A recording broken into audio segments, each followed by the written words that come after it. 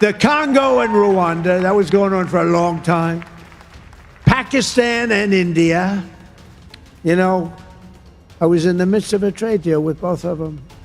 And then I read on the front page of a certain newspaper, I said, I don't know, mention the newspaper because it's usually fake news. But I heard they're going to war. 7 planes were shot down.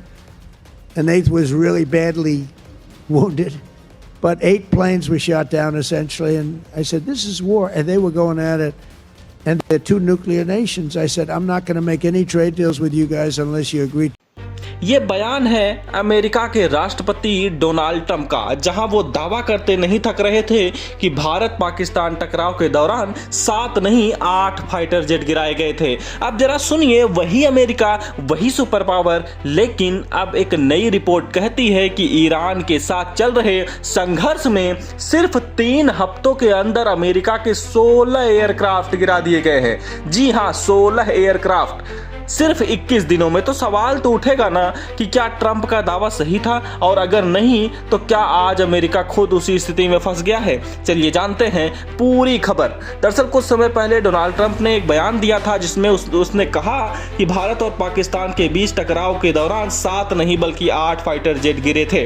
बाद में उन्होंने संख्या बढ़ाकर 11 तक भी बता दी, लेकिन इन दावों की कभी आधिकारिक पुष्टि नहीं हो पाई। यानी ट्रंप ने सिर्फ भौकाल छांटा और भारत ने इन दावों को खारिज कर दिया और इसे एक राजनीतिक बयान माना गया। लेकिन अब जो रिपोर्ट सामने आई है वो अमेरिका के लिए ही सवाल खड़े कर रहा है। ट्रंप की शांति वाली पॉलिसी पर सवाल खड़े कर रहा है। दरअसल ब्लूमबर्ग की रिपोर्ट के मुताबिक अमेरिका ने कम से कम 16 एयरक्राफ्ट खो दिए हैं ईरान के साथ तनाव के बीच, जिनमें 10 ड्रोन MQ-9 रिपर भी शामिल है और बाकी में फाइटर जेट्स और सपोर्ट एयरक्राफ्ट हैं। यानी जिस देश की एयर पावर को दुनिया में सबसे ताकतवर माना जाता है उसे भारी भरकम नुकसान झेलना पड़ा है। आइए अब जानते हैं कौन कौन से एयरक्राफ्ट गिरे। सबसे पहले मैं आपको बता दूं, मैं जो कुछ बता रहा हूं वो ब्लूमबर्ग की रिपोर्ट के आधार पर बता रहा हूं, जिसमें कहा गया है कि 9 ड्रोन ईरान की एयर डिफेंस सिस्टम ने मार गिराया है।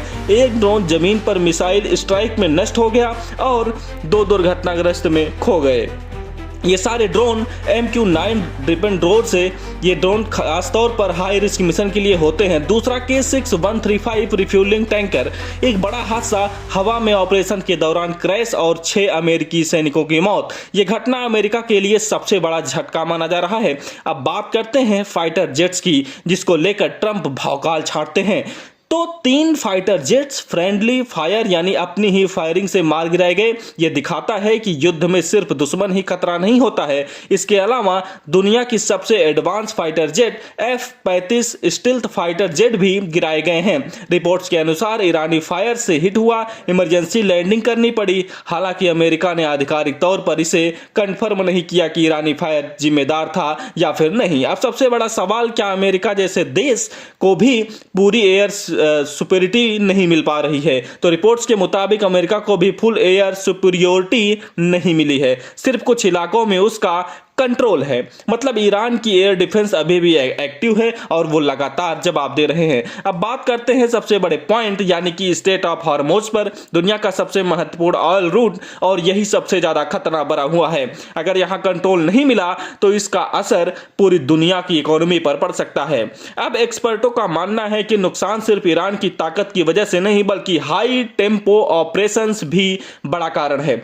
मतलब बहुत ज्यादा शॉर्टेज, लगातार ऑपरेशन, कम समय में ज्यादा दबाव। और पीटर लेथन के अनुसार, जो एक्सपर्ट हैं, उनका कहना है कि ज्यादा ऑपरेशन रेट खुद नुकसान बढ़ा सकता है। जस्टिन ब्रोंग कहते हैं कि ऐसे हाई इंटेंसिटी वॉर में दुर्घटनाएं होना आम बात है।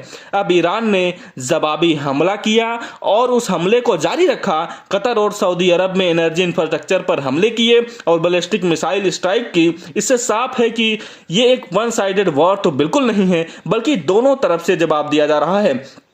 अब सबसे दिलचस्प बात, ट्रंप ने भारत पाकिस्तान को लेकर जो दावा किया था आज अमेरिका के हालात से तुलना में खड़ा हो रहा है। एक तरफ बिना पुष्टि के 7 से 8 जेट गिरने का दावा ट्रंप ने किया, तो दूसरी तरफ खुद अमेरिका 3 हफ्तों में 16 एयरक्राफ्ट खो चुका है। अब सवाल है कि क्या अमेरिका के लिए चिंता की बात है? बिल्कुल हाँ, लेकिन कहानी यही खत्म नहीं होती है। समझिए, अमेरिका अभी भी ऑपरेशन जारी रखे हुए है। उनके पास टेक्नोलॉजी और संसाधन बहुत ज्यादा है। ये नुकसान ऑपरेशन को रोक नहीं पाएंगे, लेकिन ये जरूर दिखाता है कि आधुनिक युद्ध पहले जैसा आसान नहीं रहा। आज का युद्ध सिर्फ टेक्नोलॉजी से नहीं जीता जाता, बल्कि दुश्मन की क्षमता से भी मायने रखा जाता है और छोटे देश भी बड़ा नुकसान कर सकते हैं। खैर, कुल मिलाकर ट्रंप का बयान बड़ा दावा है, लेकिन बिना सबूत के कि 8 गिरा या 7 गिरा या 11 गिरा। और जो आज की रिपोर्ट है, ब्लूमबर्ग की रिपोर्ट है, वो सच्चाई बताती है कि कोई भी देश कितना भी ताकतवर क्यों ना हो, युद्ध में नुकसान से वो बच नहीं सकता है। अब आपसे सवाल, क्या ट्रंप के दावे सही थे या ये सिर्फ राजनीति थी?